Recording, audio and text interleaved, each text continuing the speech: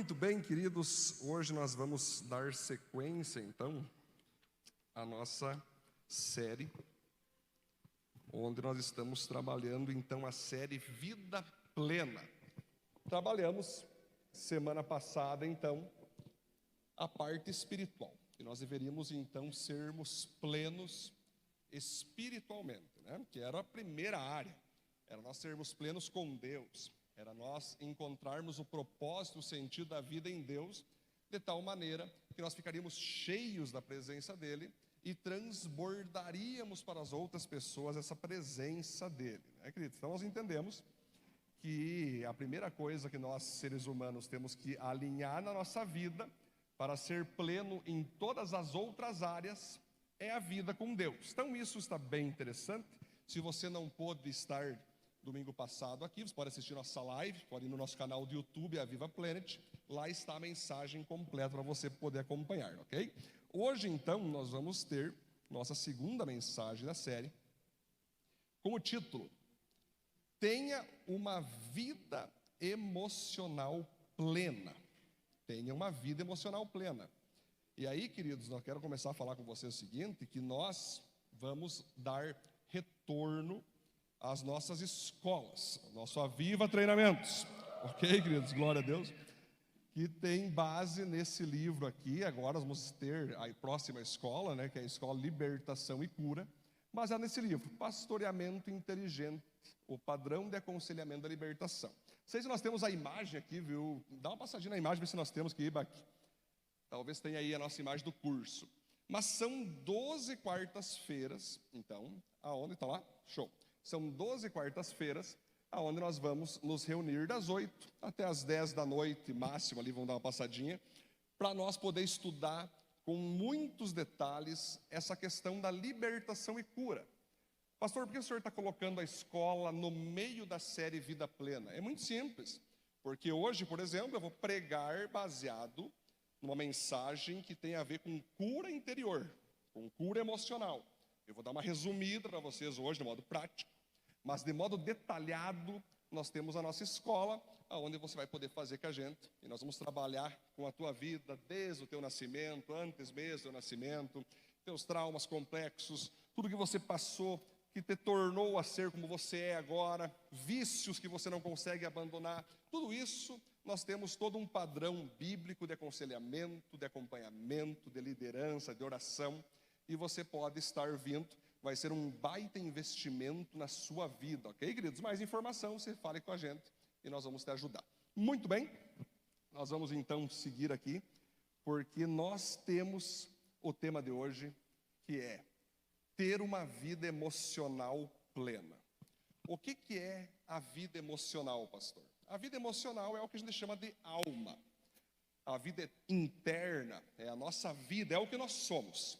Na verdade, aquilo que você e eu somos está dentro de nós. Aquilo que você e eu somos não é essa beleza que você, tenho certeza, diz não é não, pastor, mas eu também não é tão belo assim, tá? Nós somos o que nós temos dentro, é a alma.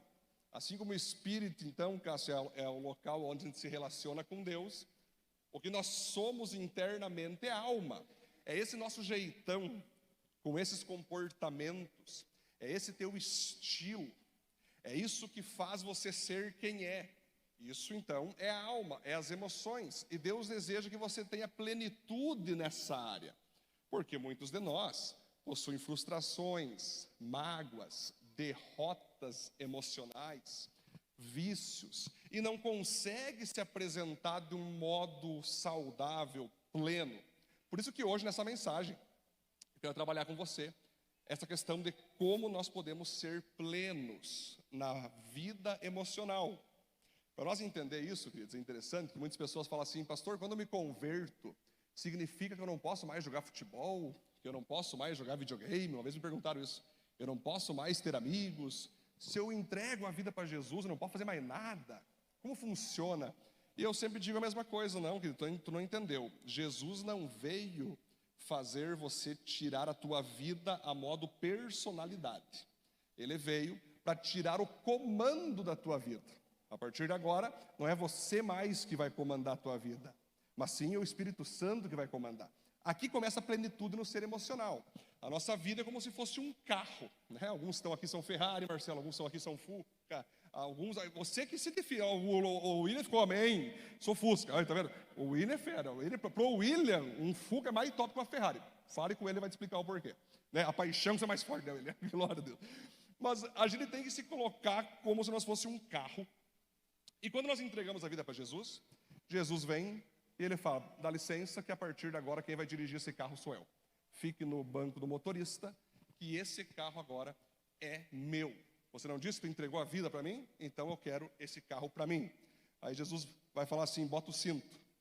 Isso. Você quer uma viagem com emoção ou sem emoção? Geralmente nós já sabemos qual que é a resposta, né? E aí nesse momento Jesus, se ele vê que a lataria do carro está sem tinta, está mal feita, se ele vê ali que está sem gasolina, ele vai colocar gasolina, se ele vê que as calotas estão tudo destruídas, se ele vê qualquer coisa estragada no carro, ele vai arrumar. E alguns carros talvez ele vai transformar de tal maneira que nem o Luciano Huck transforma os carros dele naquele programa. A pessoa entrega uma bicicleta, volta um trator. Daí a pessoa, tudo bem que tu me deu um trator, mas eu gostava da minha bicicletinha. Até bota na justiça, Luciano Huck, pela decepção que volta. Mas é mais ou menos isso que Deus faz com a tua e com a minha vida. Ele não quer tirar a tua vida no modo personalidade, no modo jeitão de ser. Esse teu jeito que você tem, com suas paixões que são saudáveis, com os seus hábitos que são saudáveis. Ele vai trabalhar questões que não são saudáveis. Ele vai tirar de você aquilo que ele não concorda que esteja dentro de ti. Ele vai começar a trabalhar dentro da tua vida, nesse carro, a limpar o que está sujo, a tirar aquilo que não presta mais a você, a colocar de lado aquilo que não é bíblico. Mas você não vai deixar de ser você em Cristo. Quando a Bíblia fala que nós estamos crucificados com Cristo, ali vai nos dizer que é o comando da minha vida, eu crucifico agora. E passo a minha vida agora ao comando de Jesus. Isso é muito simples de entender na teoria. Mas você concorda que na prática é bem difícil? Natanael chegou para mim hoje assim, pai, me dá o teu celular. E eu, por quê? Porque eu quero. Ah, tu quer. E porque tu acha que tu quer, então pronto, já vai cair meu celular na tua mão. Não vai ter. E começou a manipulação kids, né? Aquelas lágrimas de crocodilo. Sabe, eles fazem todo um teatro, dá para fazer até uma novela, né? É um teatro? Não. Eu até falei para a Cintia, mas é que pode, né? Essas crianças, elas acham que funciona assim. Eu quero, já na mesma hora acontece. Porque só pelo fato de eu querer. Não. Acabou. Chora mesmo. Pode chorar aí. Só que se o pai não tiver firmeza, o que acontece? Ele te manipula pelo choro. Quantos pais, às vezes, né, não se deixam levar pelo choro, cara? É só a filha ou o filho, pronto, dá tudo, dá o palácio, dá a chave do carro. Não dá?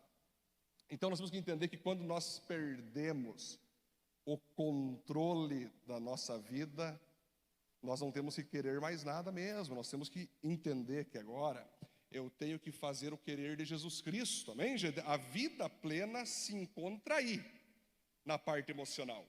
É eu permitir completamente que Jesus dirija a minha vida. Isso é só uma introdução, porque eu quero trabalhar com você um texto hoje aqui. Pode passar? Mateus 15, 21 ao 28. E nós vamos trabalhar apenas um ponto hoje, para entendermos melhor como funciona tudo isso. Jesus saiu dali e foi para a região que fica perto das cidades de Tiro e de Sidom. Certa mulher cananeia, que morava naquela terra, chegou perto dele e gritou: Senhor, filho de Davi, tenha pena de mim. A minha filha está horrivelmente dominada por um demônio. Mas Jesus não respondeu nada. Então os discípulos chegaram perto dele e disseram: manda essa mulher embora, pois ela está vindo atrás de nós fazendo muito barulho. Jesus respondeu: eu fui mandado somente para as ovelhas perdidas do povo de Israel. Então ela veio, ajoelhou-se aos pés dele e disse: Senhor, me ajude. Jesus disse: não está certo tirar o pão dos filhos e jogá-lo para os cachorros. Sim, Senhor, respondeu a mulher, mas até mesmo os cachorrinhos comem as migalhas que caem debaixo da mesa dos seus donos. Mulher, você tem muita fé, disse Jesus, que seja feito o que você quer. E naquele momento, a filha dela ficou curada. Amém? Você pode aplaudir a Deus por esse texto? Esse é um texto bem chocante. Primeira vez que eu me deparei com esse texto, eu achei um pouco chocante. Talvez você teve acesso a esse texto pela primeira vez hoje, ou já tinha lido e não tinha entendido tão bem. Mas aqui nós estamos vendo a situação de uma mulher que está com a sua filha possessa por um demônio, e ela vai até Jesus, Lucas, pedir ajuda. Nós vimos claramente aqui que Jesus fez pouco caso dela. Ela gritava e Jesus fingia que não ouvia.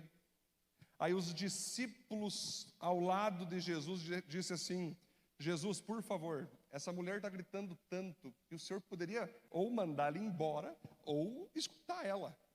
E Jesus olha para aquela mulher, como você leu aqui comigo, e diz: eu não vou tirar o pão dos filhos para dar para cachorros. Atenção, não sou eu que falei isso. O pastor Edson está dizendo, não, está na Bíblia, você leu no telão? Sim ou não? Ah, muito bom.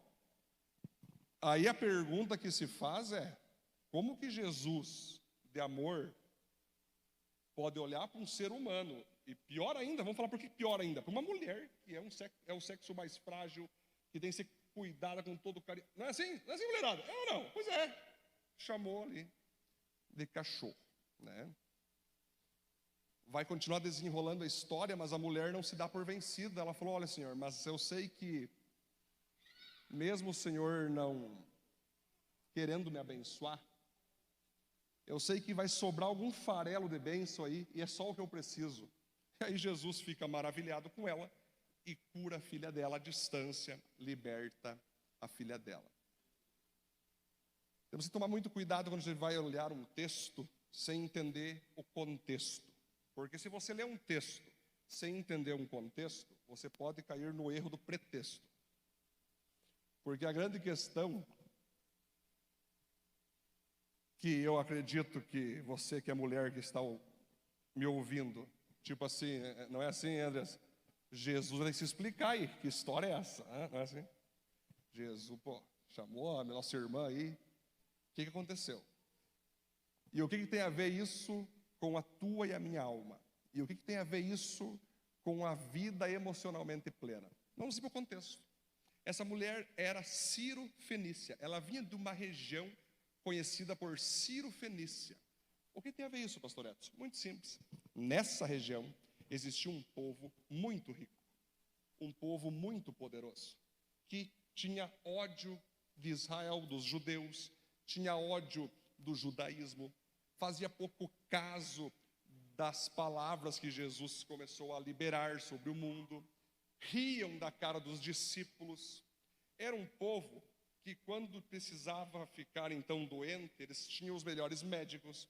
Era um povo que, quando precisava de qualquer ajuda financeira, eles tinham tudo, Felipe. Logo então, eles se sentiam a última bolacha do pacotinho. E eles debochavam de quem confiava em Deus.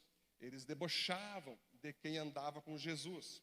Eles debochavam das prostitutas, dos bêbados, dos cobradores de impostos que andavam com Jesus, que andavam com os discípulos. Eles chamavam Jesus de louco, e alguns deles chamavam Jesus de possesso, de endemoniado. Eles eram então um povo, em resumo, orgulhoso, soberbo, arrogante, cheio de si, um povo que, quando queria, era só dizer eu quero, e a coisa acontecia. Acontece que essa mulher então tem uma filha, 12 anos, ali em torno de 12 anos, que fica endemoniada. Não sei se todos vocês já tiveram acesso a uma pessoa possessa, mas eu lhe garanto que não é crucifixo, não é remédio, não é médico que resolve. É só uma pessoa cheia do Espírito Santo para expulsar em nome de Jesus. E aí aquela mulher vê a filha lá agonizando, se debatendo, talvez se jogando contra a parede. E aí então ela faz o quê? Ela puxa o cartão, começa a contratar um monte de médico, enfermeiro dos melhores, né? Se necessário for, chamou bombeiro, chamou prefeito, chamou polícia, chamou todos os poderosos que ela podia ter acesso com aquilo que ela tinha na mão, que não adiantou nada.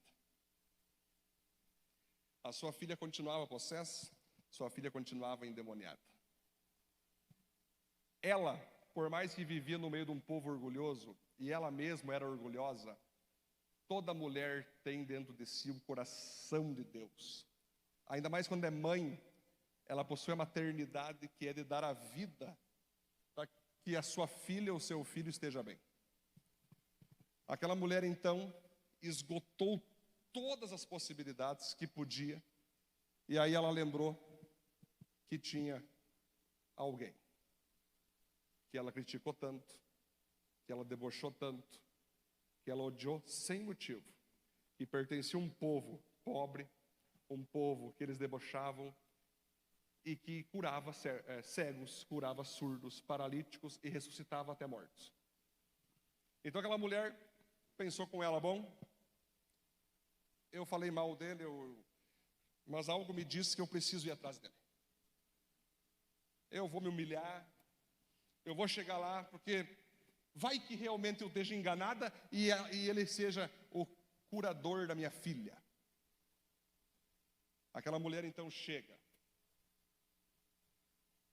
Ninguém percebeu quem estava chegando ali, mas Jesus sim.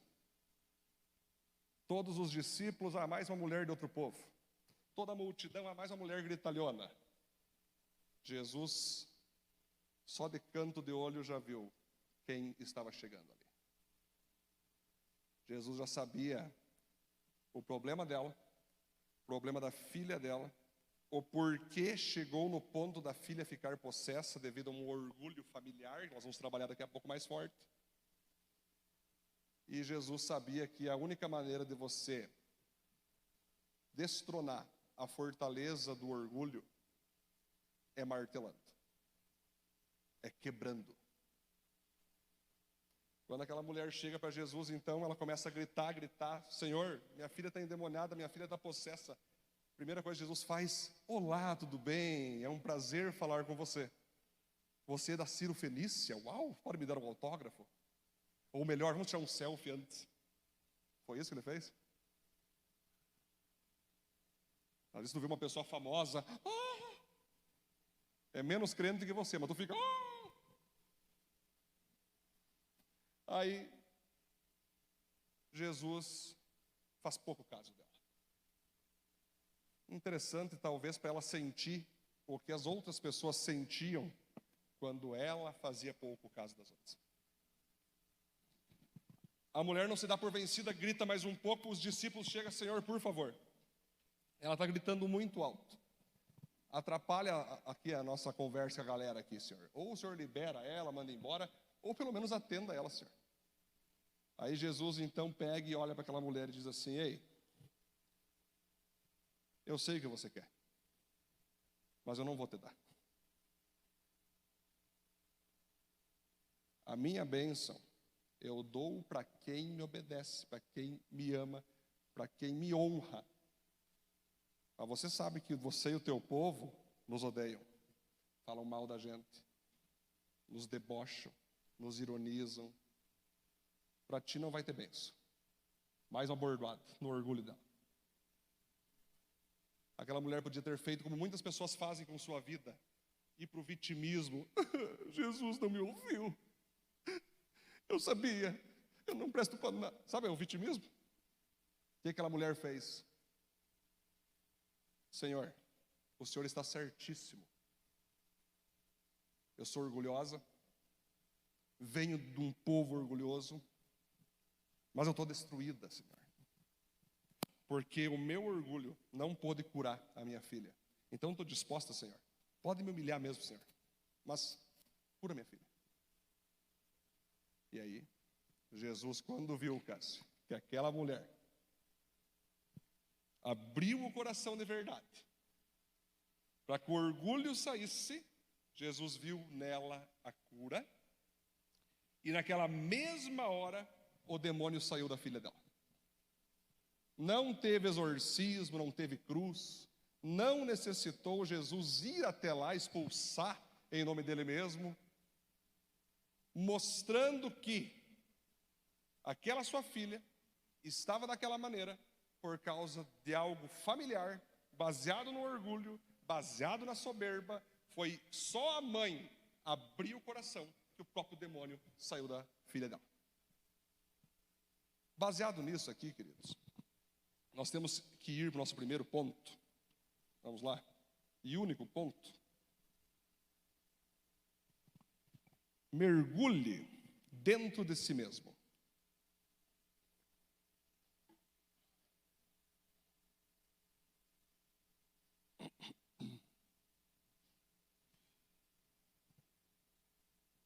Quem você foi e quem você é revela apenas um ponto de partida sobre quem você deve se tornar. Então, queridos, o que tem a ver essa mulher com cada um de nós que está aqui? O que tem a ver essa mulher, Diácono Cássio, com a nossa vida emocional? É muito simples. Essa mulher, ela aprendeu a ser uma mulher orgulhosa. Certamente com a sua mãe, vô. E esse comportamento que Deus nunca aprovou se tornou real na vida dela. Soberba, arrogante. Aquilo passou para a filha dela. E a filha dela chegou no ponto de ser tão arrogante, soberba, que se tornou odiosa e finalmente se tornou possessa. Então, o primeiro ponto para você entender como você ser uma pessoa plena emocionalmente, ter a alma bem controlada pelo Espírito Santo, é você entender algo chamado histórico familiar. Primeiro subponto. Eu não sei se você já fez esse exercício de pegar a tua árvore genealógica e começar a ir catando até onde você consegue, né? Teu pai, tua mãe, teus avós, teus bisavós, tataravós, e vai indo. Eu já fiz minha árvore genealógica e eu parei lá na Segunda Guerra Mundial, Marcelo. Até onde tinha registro da família paterna e família materna. Cheguei até lá, conversei com vários historiadores, até em Panambique, que sabem sobre a história das famílias, e fui até onde eu pude. E vim vindo. Muita coisa eu entendi sobre mim. Muita coisa eu entendi sobre o meu vô, sobre os meus pais. E aquilo foi libertador, porque aí eu entendi muita coisa sobre a minha vida. Por que eu era assim, estilo assim, pá, tal. Então, para mim entender quem eu sou, eu preciso olhar para a minha história familiar. Você e eu, querendo ou não, possui sangue aqui dentro, materno e paterno. Alguns têm os seus pais ainda vivos, outros têm os seus pais já falecidos, mas você tem dentro de ti um sangue paterno e um sangue materno. Não importa se você se dá bem com o teu pai, se se dá mal com a tua mãe, eu não sei qual que é a tua relação com os teus pais. Mas a questão é que dentro de você e de mim, o sangue continua. Não interessa, você pode até tirar o sobrenome do teu RG. Eu odeio meu pai, eu quero mudar meu sobrenome. Tire, arranque fora. Mas o sangue você nunca vai poder tirar. Esse sangue vai ir com você até o fim da tua vida. E esses dois tipos de sangue, então, vão com você, colocando junto com você um tipo de DNA. E você vai perceber, quando você olha fisicamente, você parece talvez mais o teu pai, mais a tua mãe, né? Você vai ficar, geralmente você fica, né? Poxa, como eu queria ter sido parecido mais com a minha mãe, mas só com o meu pai, que coisa. Mas tu fica naquela. Mas você está fisicamente semelhante. Porém, não é só fisicamente, emocionalmente também. Internamente, você vai gerar você vai trazer consigo, no segundo subponto que eu falo agora, qualidades e defeitos herdados paternalmente e maternalmente. No momento que você entende o histórico teu familiar, você agora tem que tentar entender o que veio para você que é bom. O que veio de bom? Qualidades, habilidades, aptidões, que já foram passadas pelo sangue, mas aquilo que também talvez comportamentalmente já veio. Não sei se você sabia, hoje na nossa família do meu pai, todos os meus tios, meu pai, são músicos, todos. Cara, não tem nenhum que não é. É baixista, gaiteiro, eu sou guitarrista, aí já botei guitarrista, pelo amor de Deus. Gaiteiro, não, até cara que toca flautinha, tudo, Felipe. Toca violão, toca guitarra, toca baixo, cantam. Aí eu entendi que eu aprendi a tocar violão em um mês, Pedro. Eu não sabia nada, em um mês eu estava tocando uma banda. Ninguém conseguia entender isso. Sério, em um mês eu toquei numa banda. Estava uma banda de rock, liderando uma banda, tocando. Na época eu não era cristão, Renato, tocava Jota Quest, Skank, esse tipo de coisa, loucura. Em um mês. Aí os caras, como é que tu conseguiu? Eu não, cara, na verdade, meu pai é músico e tal, né? Meu pai já falecido, né? Meu pai é músico, meus tios são músicos, então acho que simplesmente veio para fora. E aí são coisas que você, olha só que interessante, o poder que é, né? Você pertencer a uma família cheia de música. Então, isso tudo me ajudou a entender melhor as coisas. Mas quando você pensa do lado do teu pai, do lado da tua mãe, o que você acha que você herdou aí? Além de qualidades, o que você herdou de defeitos? Quando você olha para trás, por exemplo, eu olho para trás, para minha família, mano, talvez eu tenha sido o único convertido, ou o único pastor. Todos os outros para trás de mim, Rodrigo, vida pregressa, imoral, aprontaram tudo e todos. Nenhum talvez convertido. O meu pai, eu ganhei ele no último dia de vida dele. Como eu falei, Deus, eu vou ganhar meu pai, nem que seja no último dia. Eu já tinha feito oração com ele há umas semanas antes, mas lá no hospital eu batizei ele e ele partiu. E eu sempre disse para Deus, Deus, eu já determinei e o diabo não tem vez. Nem que eu ganhe meu pai no último dia. Exatamente como eu falei, aconteceu. Foi salvo. Glória a Deus. Vamos aplaudir Deus por isso, gente. Glória a Deus, né? Mas quando eu olho para minha família, para trás de mim, eu não encontro ninguém que foi pastor, ninguém que foi cristão. Por isso que eu digo, quando Jesus entra, as gerações para frente começam a mudar.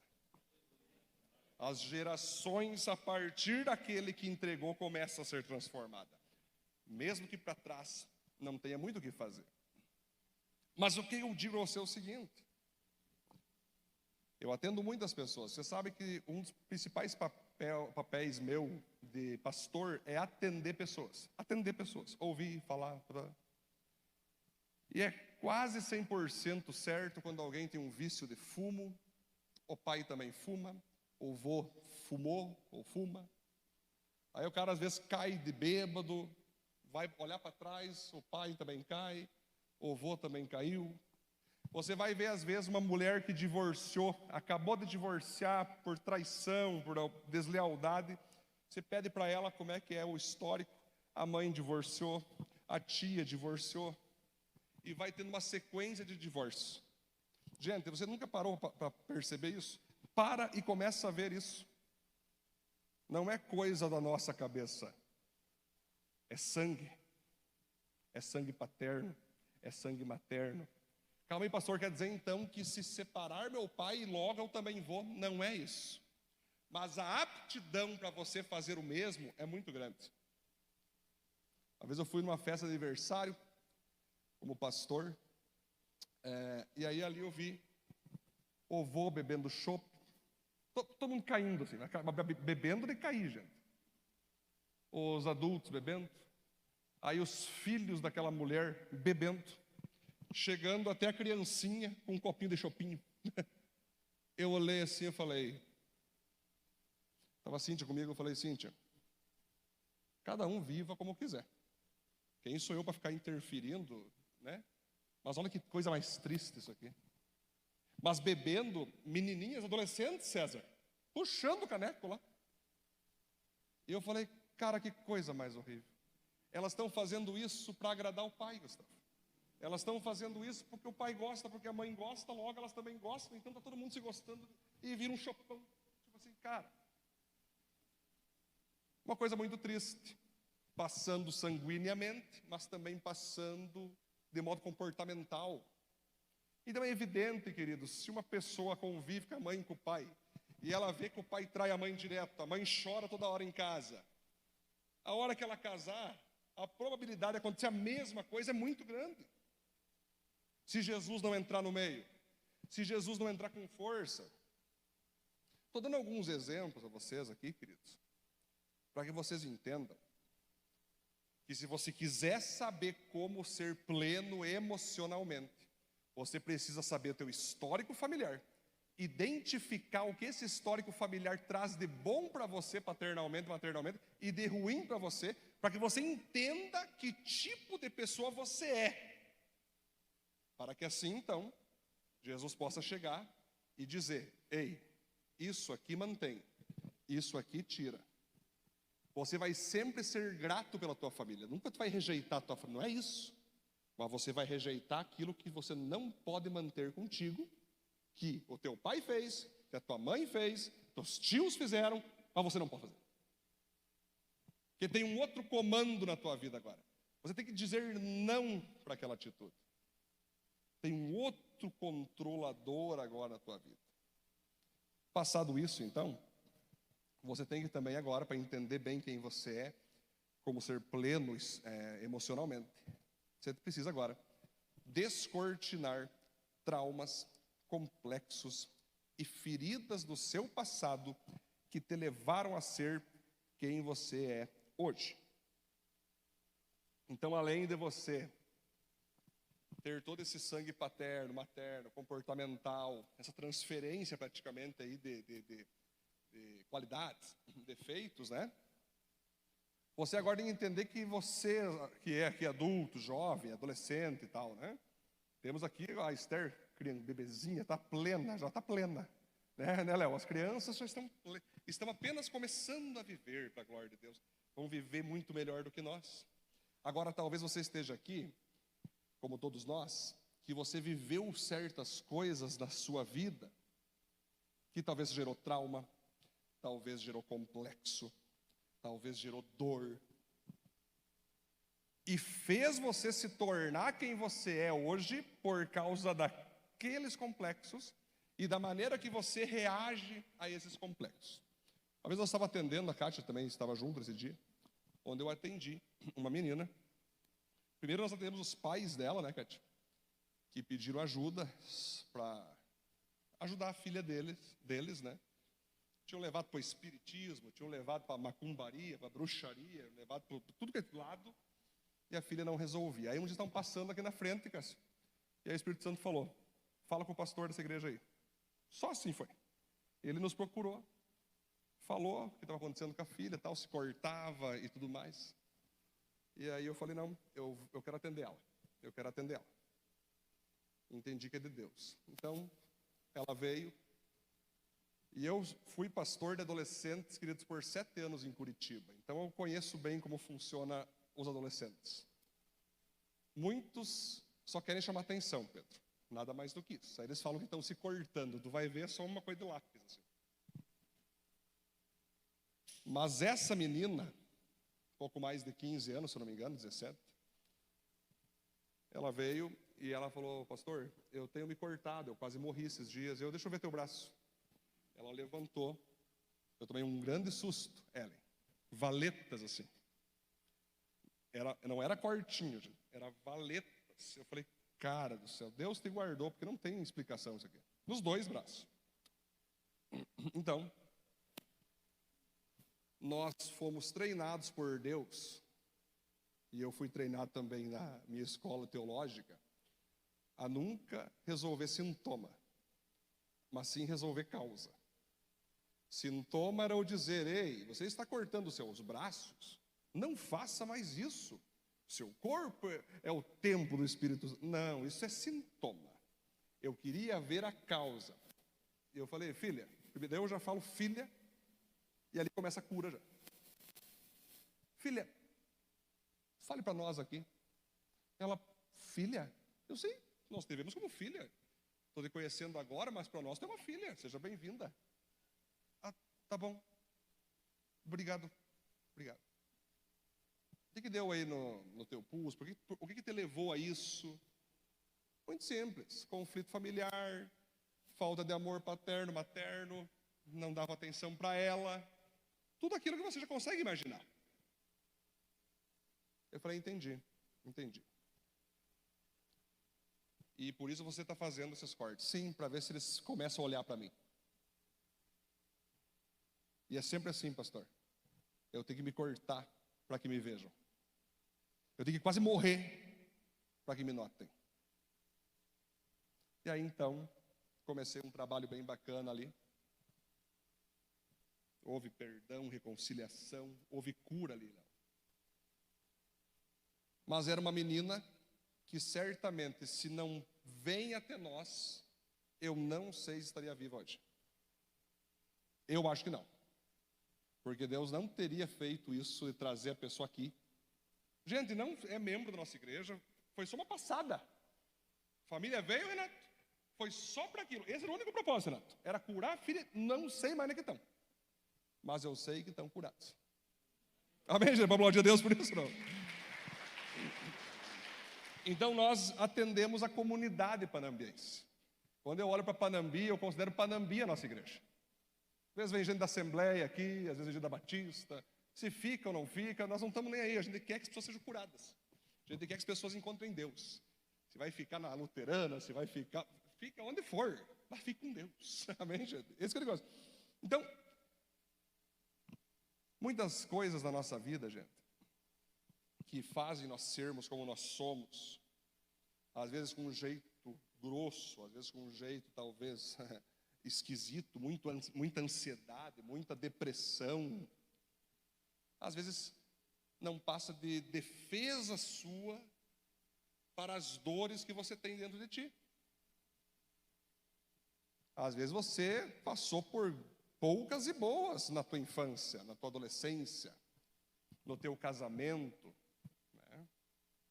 Esse passou por poucas e boas na tua vida, e querendo ou não, isso gerou em ti uma cura, ou talvez um vitimismo. Não sei se você já leu o livro da Joyce Meyer, se você já viu ou conhece a Joyce Meyer, recomendo você ler livros dela. Ela foi abusada pelo próprio pai, Alcione, quando era pequena. A Joyce Meyer, ela conta esse testemunho. Quando ela era menor, o próprio pai abusava dela. Ela se tornou uma jovem totalmente horrível, totalmente rebelde, mas ela encontra Cristo, se batiza, perdoa o pai e levanta um ministério poderoso de pregação, palestra. Ela que levantou, por exemplo, com influência, Thalita Pereira, um monte de mulher top que Deus tem aí, a partir dela. E esses tempos atrás, ela compartilhou uma foto, onde ela batizava o pai dela nas águas. Ela mostra então, ela posta ela batizando o pai dela nas águas. E aí ela diz assim: você sabe a minha história. Quando eu entendi o que o meu pai fez comigo, eu tive apenas duas opções. Ou eu ia para o caminho do ódio, ou eu ia para o caminho do amor, da cura. E eu decidi ir para o caminho do amor, para o caminho da cura. Eu poderia ser uma vítima e me vitimizar o tempo todo, ir para o vitimismo, ó Deus, ó céus, ó terra. Ou eu poderia enfrentar aquilo e entender que Deus não gostou, mas se Deus permitiu, Ele pode me fazer superar. E eu vou para o caminho da superação. Eu superei, perdoei, e da minha ferida Deus fez um ministério poderoso. Então, gente, cabe a você determinar quais serão as tuas reações. Às vezes o principal não é o que acontece contigo, mas é o que você faz como o que acontece contigo. Tudo isso, nós vamos perceber aqui, meus irmãos, que deve ser levado esse teu carro, essa tua alma, esse teu histórico familiar, traumas, complexos, fazer igual aquela mulher, ir até Jesus. Jesus, eu estou aqui. É contigo que eu vou resolver a minha vida, é contigo que eu vou resolver a minha família, é contigo que eu vou resolver a vida da minha filha. E aqui que está outro subponto. Vá até Jesus. Ore, leia a palavra, estude, devore, procure aconselhamento pastoral, procure pessoas de Deus para te atender, para te ouvir, para te direcionar. Mas quando você ouvir a direção, aceite o que Deus vai mandar você fazer. Aceite o que Deus vai mandar você realizar.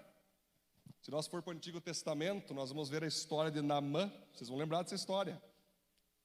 Onde vocês vão ver ali em 2 Reis, capítulo 5, se eu não me engano.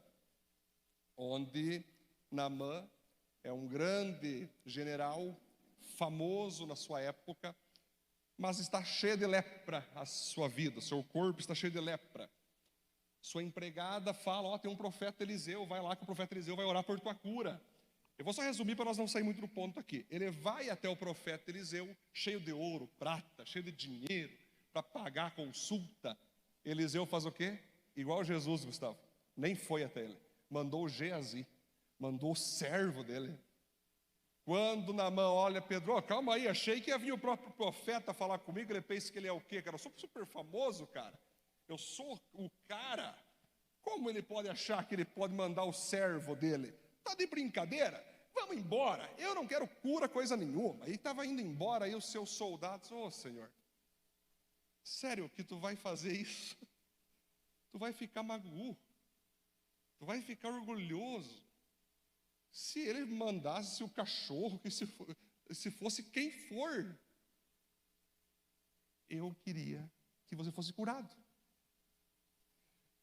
Até porque não dá para aguentar esse teu cheiro mais. Eu não aguento mais esses teus tumores, esses teus nódulos. É fedorento. Naamã olha e diz, quer saber? Já que estamos aqui, né? Vamos ali então. Tá, o que é para fazer? Não, o profeta Eliseu disse que é para tu ir lá no Rio Jordão. Gente, Rio Jordão, é só para você entender o que significa. É o rio onde é que toda a cidade se banhava. Toda a cidade. Tinha vários outros rios ao redor, lindo, bonito. Ele mandou ir no Rio Jordão. Aí o Naamã, não, no Jordão não. Pode parar com isso aí. Aí já está de palhaçada. Aí os soldados, Senhor, vai. Ai, tá bom, e tem que fazer o que lá? Se banhar 7 vezes. Tu vai descer a aguinha, subir a aguinha 7 vezes. 7 vezes. Fica imaginando aquele cara. Poderoso, Cássio. Chefão. Um monte de gente vendo a cena. Ele tirando a armadura. Todas as pessoas, opa, mas ele não é Naamã? Gente, Naamã. Hoje o pessoal da Sul Brasileira, não percam. Estamos numa live aqui agora, comunidade Parambiense. Vocês não podem perder. Vem, curta, comenta e compartilha. Ele tira. Primeiro banho. Ele levanta, está o dobro de pessoa. Eu não vou mais, chega. Aí os soldados, pelo amor, Naamã, desce aí. O mundo está vendendo. Em resumo, o 7º mergulho, ele levanta e está curado. Aí a gente pensa o seguinte, 7 é um número profético, claro que sim, simboliza a perfeição de Deus. Mas por que teve que ser 7 mergulhos? Eu tenho uma teoria, Rodrigo. Ele era tão orgulhoso que ele queria tentar fazer rapidinho e já cair fora. Mergulha aqui, já bota uma máscara e ninguém viu, ninguém sabe. 7 vezes, porque o coração do Naamã estava muito orgulhoso. Estava muito egocêntrico, altivo. Então precisava Deus quebrar Naamã. Quebrar ele no meio. 7 vezes. Ele foi curado, você sabe a história. E ele não deixou de ser general. Ele não deixou de morar onde ele morava. Ele não deixou a família que ele pertencia. Mas tudo de ruim que tinha dentro dele, que era familiar, que era profissional, que era almático de modo egocêntrico, saiu dele. E ele foi transformado, queridos, de dentro, como eu falei semana passada, para fora. Se nós pegar essa mulher aqui, ela volta para Ciro Fenícia, ela volta para a mesma família, para o mesmo trabalho, para a mesma filha, mas ela nunca mais, Cleiton, voltou igual. É isso que acontece quando nós entregamos a vida para Jesus, meus irmãos. Talvez Deus não nos tira dos locais onde estamos, mas Deus nos devolve melhores. Deus nos devolve transformados para transformar aqueles ambientes. Então, quando você percebe isso, e você aceita os conselhos, rapaz, a Bíblia está cheia de coisa, hein? Legal demais, né? Parece que é dos dias de hoje, né? Há milhares de anos já tinha isso. Pessoas pedindo conselho, quando ouvem, ficam bravos com o conselheiro. É isso, Ana. Foi o que aconteceu com Naamã. Essa mulher não. Essa mulher, ela levou. Doeu. Mas ela disse: Senhor, eu sei que, mesmo o Senhor dando bênçãos para o teu povo, qualquer farelo que vem de ti eu quero. Esse farelo é tudo que eu preciso para que a minha vida e a vida da minha filha seja transformada. E aí a Bíblia vai dizer ali que Jesus ele sempre se surpreendeu. O mais legal, que geralmente Jesus se surpreendia, não com os discípulos, com quem devia, mas com os caras de fora. E ele dizia: tá vendo aí, discípulos? Olha aí, vocês andam comigo todo dia e não vê. Ó a mulher aqui. É assim que funciona. Conclusão para nós já seguir. Jesus quer ter acesso completo à sua vida. Basta deixar que isso aconteça. Então nós vamos perceber, queridos, que nessa mensagem, tenho certeza que o Espírito Santo está falando com cada um de vocês aqui. Tenho certeza que cada um de vocês possui seu histórico familiar, possui suas histórias com a tua família, que te levou a ser quem você é, a como você está agora. Assim como eu. Tenho meu histórico familiar, falei algumas coisas aqui. Mas o nosso diferencial, queridos, que faça nós estarmos em comum acordo, é nós não permitir que o que a nossa família é, o que a nossa família fez, defina quem nós vamos ser. Defina o que nós vamos ser em Cristo Jesus.